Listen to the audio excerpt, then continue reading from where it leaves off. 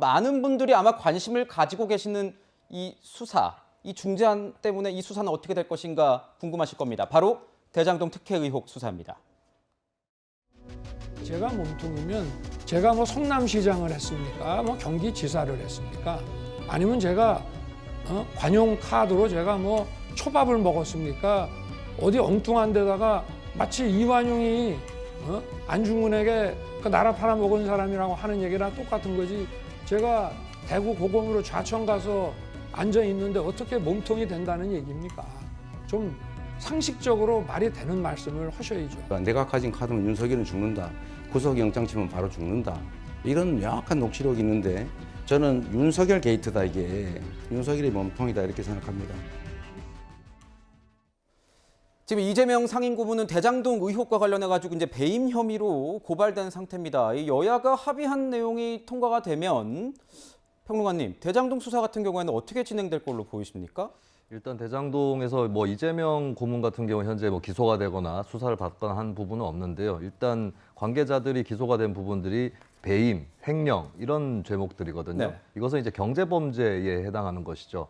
공직자 범죄라고 조금 혼동할 수도 있는 것은 이제 이재명 고문이 혹은 이제 뭐 공직자들이 끼어 있을 수 있기 때문에 들어갈 수 있는 거 아니냐라고 했지만 현재까지 나온 걸로만 봤을 때는 이제 뭐 부패라든지 경제 이쪽 분야에 속하는 것이기 때문에 검찰의 수사권이 1년 뒤까지 계속 있는 이상은 그 기간에는 그것은 이제 검찰의 소관이다라고 볼 수 있겠습니다. 다만 저는 이런 분류들이 참 힘든 것이 여러 사건들이 보면은 여러 요소들이 결합된 사건들이 분명히 존재를 하는 거거든요. 근데 그 사건의 죄목에 따라서 수사기관이 갈라져 있다라고 하는 거, 이것은 근본적으로 형사사법 체계의 불안정을 야기를 하는 것입니다. 네. 보통 이제 유럽 같은 데서 독일 같은 데서도 이제 검찰이 직접 수사권을 갖고 있는데 보통 특수수사에서 주로 많이 직접 수사를 하거든요. 근데 나머지를 이렇게 분리시켜 놔가지고 이것은 경찰이 하고 검찰은 특수수사만 한다 이렇게 법제적으로 분리를 해놓은 것이 아니라 자연스럽게 역할 분담하는 그런 구조로 되어 있습니다. 그런 의미에서는 저는 애초에 검경수사권 조정 때 6대 직접 수사 범위로 좁혀놓은 것도 패착이었고 지금 더 좁히고 이대로 좁힌 다음에 1년 뒤에는 이제 없애겠다라고 하는 것, 이게 굉장히 부자연스러운 것이다라는 게 이런 사건 분류를 어떻게 하느냐 이 문제에서 결국에는 앞으로도 계속 드러날 걸로 보입니다. 네, 여러 매체에 나왔는데 보니까 이 미국 같은 경우에는 이 전직 검사의 어떤 인터뷰를 실었는데 미국 같은 경우에는 처음 이제 수사 단계에서부터 이 검사와 이 현재 FBI 수사원들이 수사관들이 합심해서 어떤 방향으로 이 수사를 이끌어가야 되는지에 대해서도 뭐 토의를 하고 난 다음에 수사를 계속 진행한다 이런 얘기도 저희가 전해 들었습니다.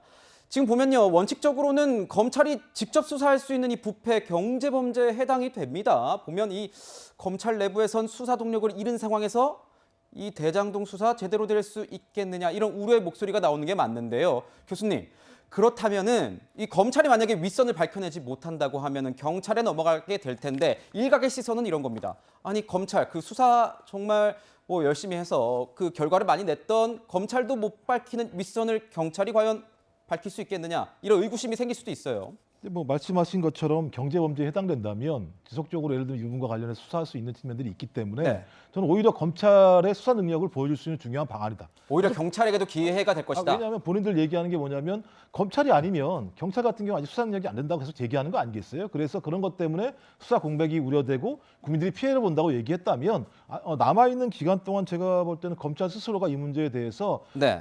소위 그 명확한 수사를 통해서 증거를 제시해서 그것이 유죄라고 하는 부분들을 확증하면 전 된다는 생각이 드는 것이고요. 또 하나 계속 윗선 얘기하는데 윗선이 있는지 없는지는 아직 모르는 정치적인 예를 들면 주장에 대한 내용인 거고 핵심은 네. 이제 배임의 문제인 거죠. 네. 배임이 벌어졌나 안 벌어졌나 이런 문제이기 때문에 저는 그 부분과 관련해서는 소위 이런 우려 자체가 증거를 가지고 얘기할 수밖에 없다는 생각이 드는 것이고 또 하나 경찰로 넘어간다고 하더라도요. 경찰 인사 누가 하겠습니까? 이후에 5월 10일부터는 윤석열 대통령이 소위 경찰청장 또는 국가수사본부장에 대한 인선하는 인사권을 가지고 있는 측면들이 분명히 있어요. 저는 그런 측면에서 이런 우려의 부분들은 저는 그런 우려가 아니라 말씀하신 것처럼 검찰이 지금까지 계속 수사해왔던 노하우가 분명히 있는데 이 노하우에 따라오지 못할 수 있는 경찰의 수사 능력에 대한 부분이 분명히 있는 거죠. 전 그렇다면 검찰이 경찰과 이 부분과 관련해서는 어떻게 해서 협력 수사를 통해서 사실을 밝힐 것인가의 문제로 가야 된다는 생각이 드는 것이고요. 네. 전 그렇게 진행된다면 우리의 우려와는 무관하게 이것들은 좀 제가 볼 때는 수사에 대한 우리의 의구심과 다르게 다른 방식의 문제가 나올 수 있다는 생각이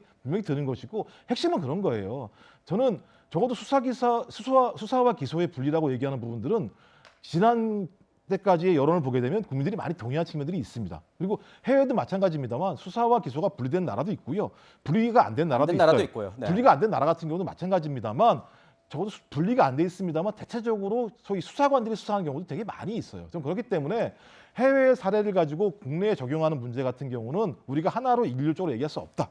그래서 중요한 부분들은 한국적 방식에 맞는 소위 수사관과 공소관이라고 하는 이 견제와 균형 체제를 어떻게 만들 것인가라고 하는 이제 실험이 시작됐다라고 저는 판단을 해서 좀 이것들을 정치의 공간으로 가져가지 말고 수사와 공소의 좀 예를 들면 관점으로 견제와 균형의 관점으로 좀 토론을 했으면 좋겠다 이런 말씀을 드리고 싶어요. 네, 그렇군요. 뭐 말씀 중에 이 기소 수사권을 원하는 국민들이 많은 것으로 좀 확인이 되고 있다는 말씀해 주셨는데 어제 뉴스탑10으로 기억하지만 저기에서는 이 검수완박 법안, 특히 이 수사권, 기소권 분리에 대한 어떤 의견을 물었을 때 다양한 의견들이 나올 수 있다라는 어떤 그런 지지율 조사도 있었다는 점을 저희가 말씀을 드려야 될 것 같습니다. 자, 감사원이요. 이 미묘한 시기에요. 검찰의 제2의 대장동으로 불리는 이 백현동 수사까지 넘겼습니다. 일명 옹벽 아파트로 불리는 이 백현동 개발 사업인데 이 개발도 역시 특혜 의혹이 있습니다. 특히 이 이재명 지금 민주당 상임 고문의 어떤 최측근이라는 사람이 개입했다는 얘기가 나오고 있습니다. 황교안 대변인, 이거 보니까 감사원이 실제 이 검찰에다가 수사해달라, 수사 의뢰를 했다 이렇게 소식이 나오고 있습니다.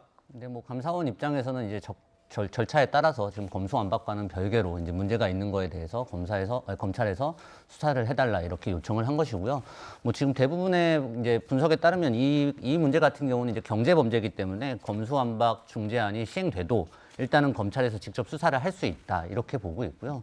워낙 이 사안 자체가 선거 과정에서 이제 제2의 대장동 이렇게 뭐 지금 자막에도 나오지만 그런 네. 식으로 해서 국민들의 관심사가 좀 높았던 부분이고 이게 또 이재명 지사가 성남 시절 재임 시절에 사실 이제 개발 사업이 시작됐던 부분이기 때문에 지금 뭐 한 이제 경제 범죄까지 이제 수사권 이양될 때까지는 한 1년 정도 남았는데 네. 검찰이 이 부분에 있어서 오히려 좀 미진하거나 네. 만약에 뭐 이제 뭐 수사 동력을 잃었다라는 핑계로 이제 손을 좀 뗀다 이러면 이런 모양새가 보이면 그동안 검수완박에 대해서 이제 반대했던 검찰의 입장에 국민들이 저래서 반대를 했구나라고 오히려 더 불신을 가질 수밖에 없기 때문에 검찰은 좀 더 큰 책임감으로 이 문제를 수사를 해야 될 것 같습니다. 저 위원님, 저 이런 걸 여쭤보고 싶어요.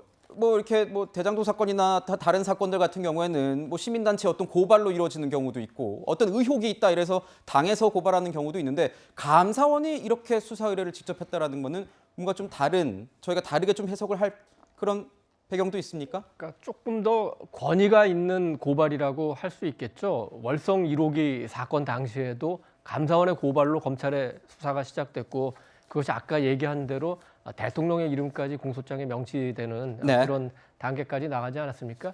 이번에도 그 감사원이 감사를 해보니까 이건 도저히 인허가가 4단계를 건너뛰어서 사람이 살기 어려운 이 산을 깎아가지고 옹벽을 만들고 아파트를 지고 지금 그 그림에 나왔습니다만 아파트를 완공해서 입주했는데 이게 완공 그 절차가 법적으로는 또 아직 끝나지도 않은 이런 여러 가지 문제가 있기 때문에 이거는 뭐 검찰에 고발하지 않을 수가 없고 이제 검찰이든 경찰이든 수사를 해야 되는데 지금 백현동 사건의 구조는 대장동하고 거의 비슷합니다. 공직 사건이기도 하고 네. 경제 사건이기도 하고 부패 사건일 수도 있어요.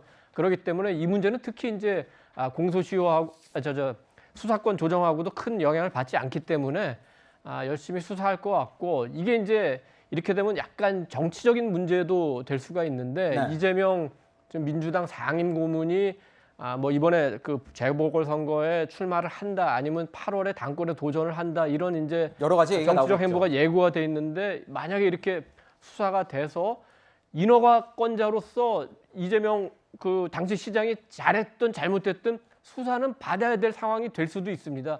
그러면은 조금 그 정치 재개를 하는데 걸림돌은 되지 않을까 이렇게 생각을 합니다. 그렇군요. 지금 보면 정치권에서 검수완박 대치가 극적으로 뭐 해소됐는지는 몰라도 현실적으로는 넘어야 할 산이 이렇게나 많습니다. 앞으로 수사기관들의 이 권한을 어떻게 조정할 것이냐, 그리고 수사의 공정성과 중립성, 사법적 통제를 담보할 방안은 어떻게 될 것이냐 논의해야 할 것이 정말 많습니다.